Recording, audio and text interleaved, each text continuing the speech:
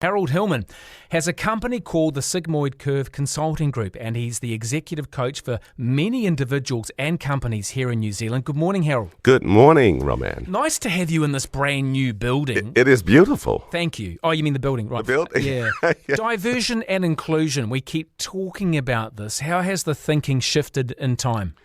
The thinking has shifted significantly. I consider myself to have been in the freshman class of what we called affirmative action back in the late 60s and early 70s in the U.S., where there was an explicit objective on the part of universities and businesses to bring more minorities, racial minorities, whether they be Black or Hispanic or Asian, into campuses, but also the premise being that our universities and our businesses should reflect what America looks like. But in those early days, there was a focus on numbers, what we called quotas or targets.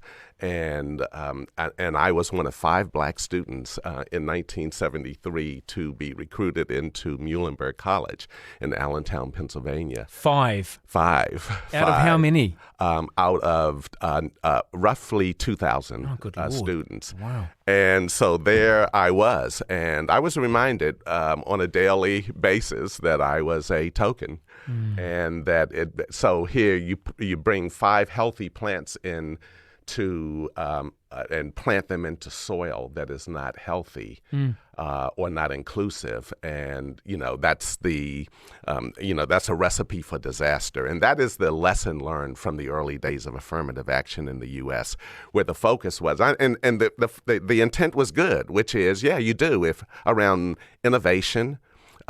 Coming from different perspectives. There's now, in 2020, we have a lot of empirical data that supports the business case for diversity, because with that comes innovation, and with innovation has direct impact on business performance.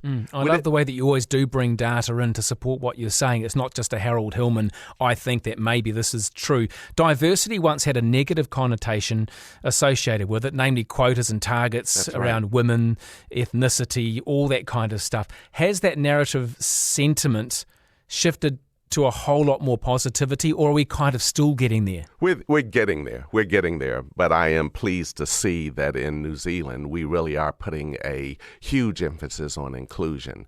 We talk about employee engagement. A number of companies measure engagement, how engaged their employees are, because the higher the engagement, the better the results. And again, we have empirical evidence to support that.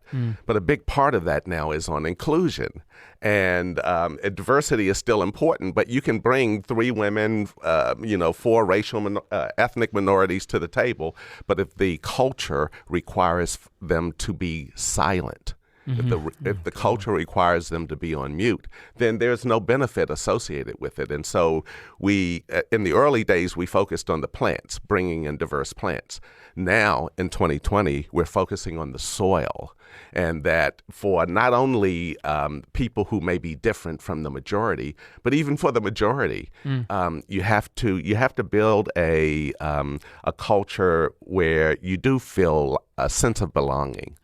This whole thing around engagement now is focused on inclusion and belonging. And it goes back to, you may remember from your studies, Roman, Abraham Maslow, Maslow's hierarchy of needs. No, I didn't study that intently, obviously. back in the 1940s, he came up with it. He basically, and his model is still so relevant today, because he basically said, as human beings, we have basic needs that enable us to thrive.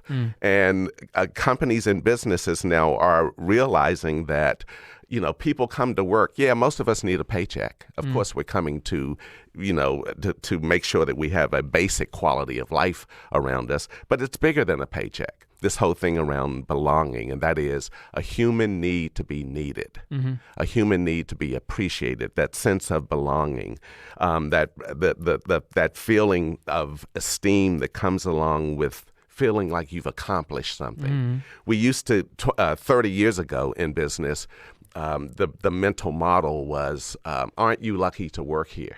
In 2020, the mental model, particularly with millennials and Gen Z, is aren't you lucky to have me? Yeah. and so younger people really do want to feel like they're bringing more than, just that they're appreciated for their perspective and what they can bring. And so this culture of inclusion is one where people feel included, they feel like they belong, and they feel appreciated for what they bring. Diversity once stood very much on its own. What led to diversity and inclusion being paired together as one? A big part of it was recognizing that, again, using the analogy of soil and plants, if that soil isn't healthy, then people who sit at the table feeling like they were brought there just to be a target. This thing called imposter syndrome. I've experienced that. I experienced that in university. Do I really belong here? I experienced that when I was the only African American sitting at business tables in the U.S. Do I belong here? So that you put more pressure on yourself to be perfect, because there's a sense that the reason I'm here, when the emphasis was on D, it really did feel like, okay, we're making the optics look good. How direct was that? Was it, and how much was a perception on your part from a defensive point of view, as opposed to, oh, there's Harold. Oh, nice to have a gesture at the table. How direct was that? It was so. Look, in university, I was called a quota. Or a token. Token was the word then, and reminded often that the only reason I was here was because they needed to tick a box, and that the inference in the early days around diversity was that, particularly for the majority group, white male, certainly in a business context, was that something was being taken away from them versus something being added. Mm-hmm. That was the mental model in the sense of the majority group is losing a seat versus gaining perspective and all the benefits that come with diversity. We've moved beyond that now. And again, a lot of it supported by empirical data, strong empirical data, that shows a direct correlation between a diverse team, an innovative team, and a high-performing team. All right, in about 20 seconds or so, Harold, what can a business do to build an inclusive culture where diversity can really thrive here in New Zealand? It's really to just make sure that everybody feels appreciated for what they bring. That if you have a quiet team, be worried. Mm-hmm. Be worried if you have a quiet team. A noisy team is a team that is engaged and where you really, engender the sense that you're here because you will make a difference. Excellent. All right, if you want to get Harold Hillman into your workplace, whether it's a corner dairy or a great big expanding business, how do people find you, Harold? At www.sigmoidcurve.com. Harold Hillman, Executive Coach, thank you. Hey, back next with Joe McKenzie from Whitcoulls talking about a brand new book written by Barack Obama. It's an absolute cracker, and more with the political panel here on the Sunday Cafe. Good